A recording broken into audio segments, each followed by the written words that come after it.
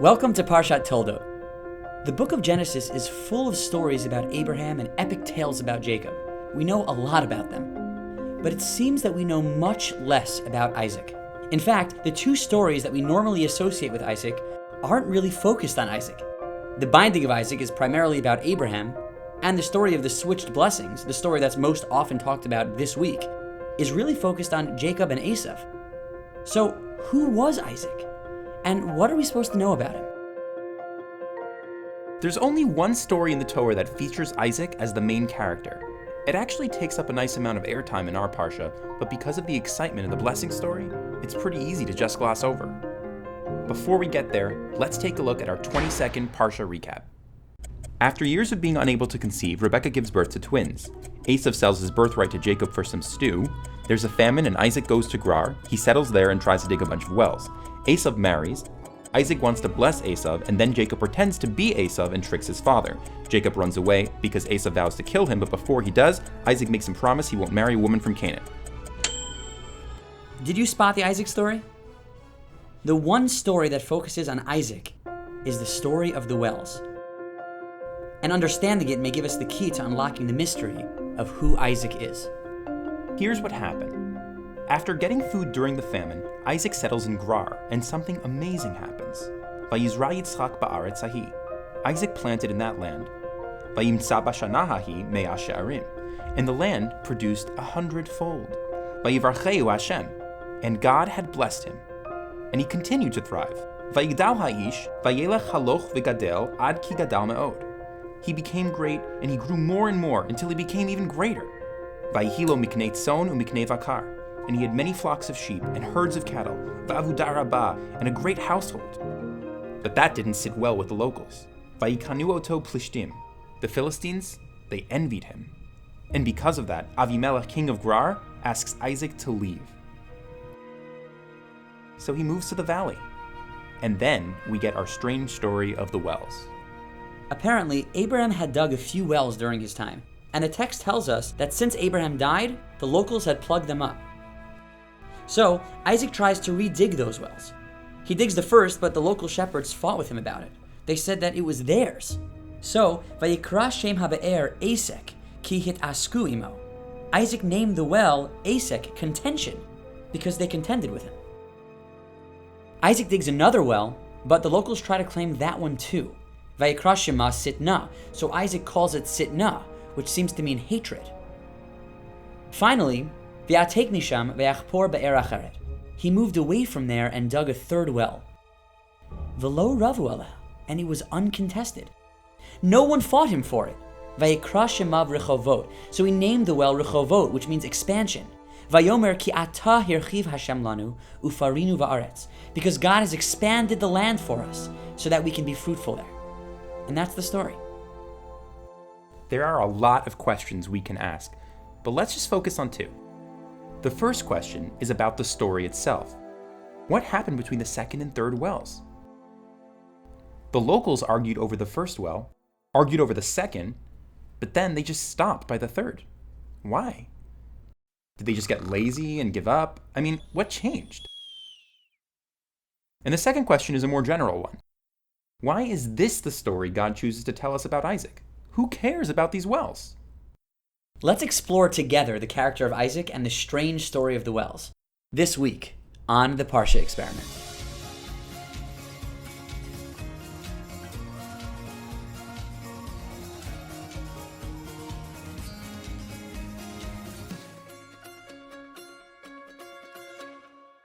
Hi, I'm Imu Shalev. And I'm David Block. And welcome to the Parsha Experiment. Get it? Wells? Wow. The truth is, the story of the wells actually begins a few verses earlier, in a prophecy. Before Isaac landed in Gerar, it seems that he was actually on his way down to Egypt to get food, and God appears to him. God says, "Don't go down to Egypt. Stay here in Gerar. Gur ba'aretz hazos. Ve'eyeh imcha v'avarechecha. And I'll be with you and bless you." Then, God reiterates the covenant he made to Abraham. "If you follow in my way, Isaac, I'll bless you with land and children." Great. So what happens next? Vayeshev Yitzchak b'Gerar. Isaac settles in Gerar. It seems like Isaac did exactly what God told him to do. But that's not exactly true. Look carefully again at what God told Isaac to do and what he actually did.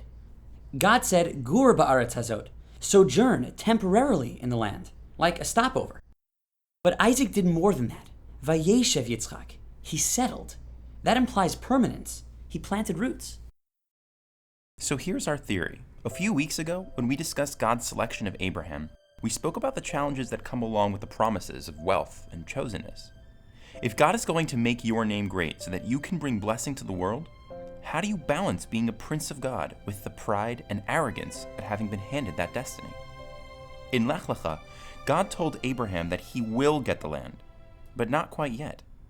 And the verse there is careful to tell us that when Abraham returned from Egypt with so much wealth that the land couldn't support both him and his nephew Lot, Ve'aknani ve'haprizi az yoshev ba'aretz, there were others in the land.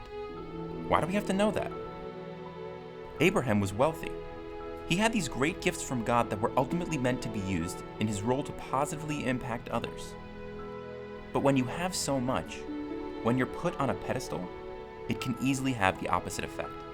You can rub others the wrong way. You can use the tools insensitively. Abraham saw that potential, so he doesn't settle down.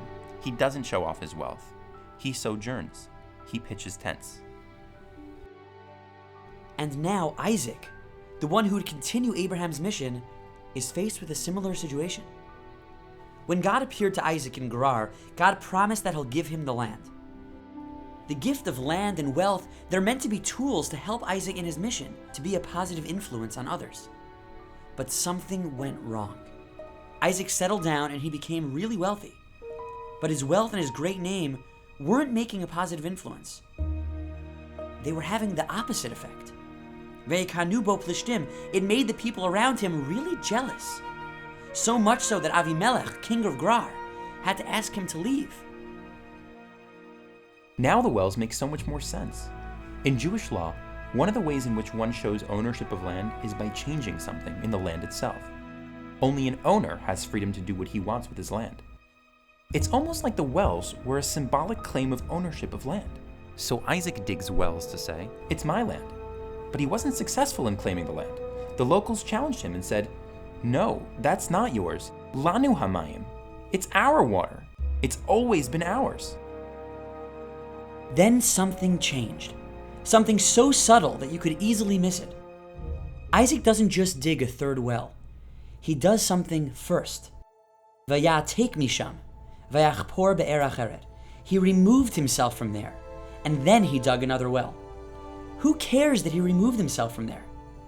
But does that remind you of anything? There's only one other time that that word, vayatek, appears in all of the 5 books of Moses. Right after God promises land and children to Abraham for the first time, it says, vayatek misham ahara.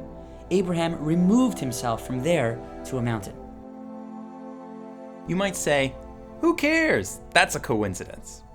But look at the situations of Abraham's story and Isaac's story. They seem to be identical too. Right after God promises the land to his children, Abraham responded not by settling the land and planting roots, as we discussed in Lech Lecha. Instead, he traveled, he sojourned, he removed himself. He realized that the land isn't his yet. He hears the promise, but he doesn't grab. And it seems that, maybe, by using the same word in our Parsha, the text is telling us that Isaac got that message too. He no longer tries to plant roots. He moves away. He doesn't grab and fight them for that land. And that's what changed between the second and third well, Vayatek misham. By removing himself from the land, he showed that the third well wasn't about marking his territory anymore. And as soon as Isaac shows God that he realizes that he has corrected his vayeshev, his permanent settling, there's no more struggling over that last well.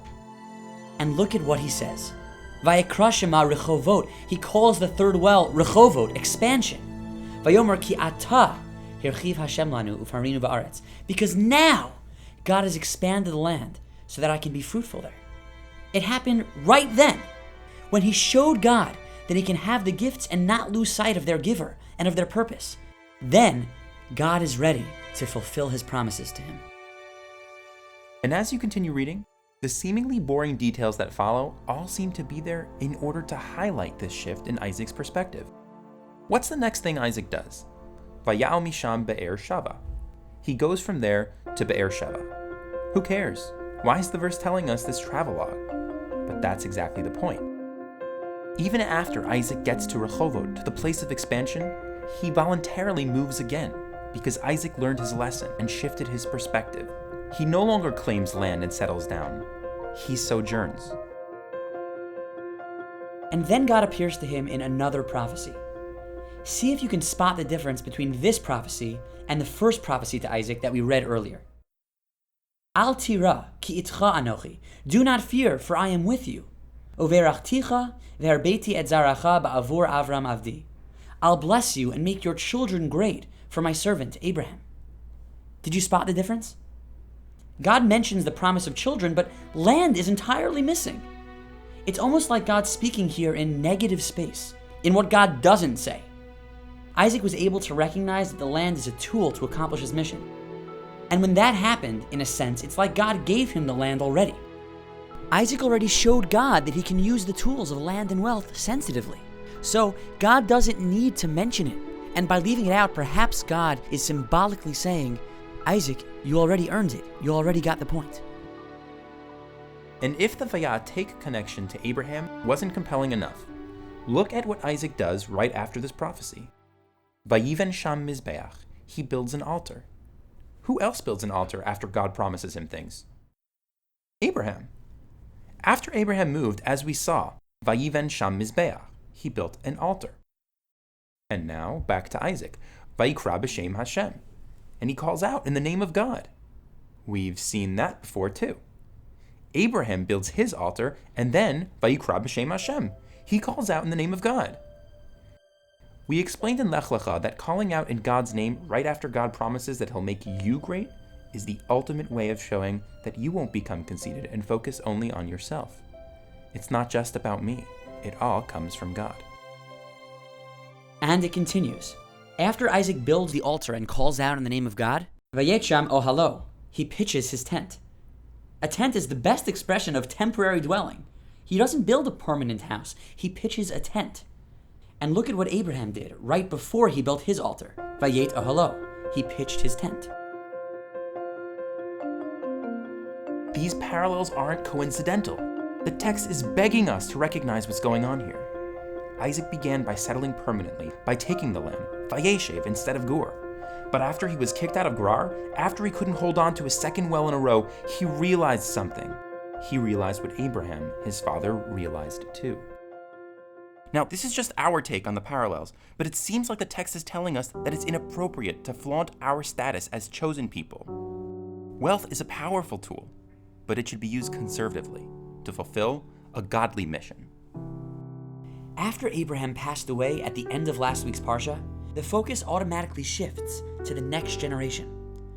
Abraham had a divine mission, and now Abraham's child, Isaac, has to continue that legacy of becoming a model nation.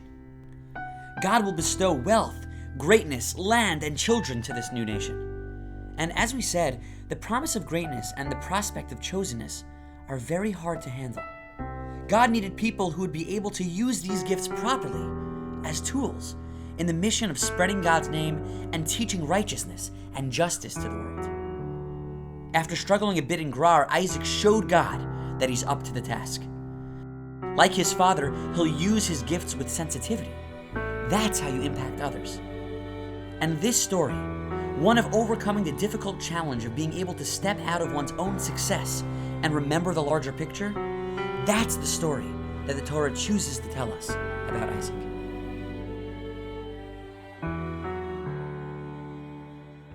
Hey everyone, want to learn more about Abraham and Isaac's legacy?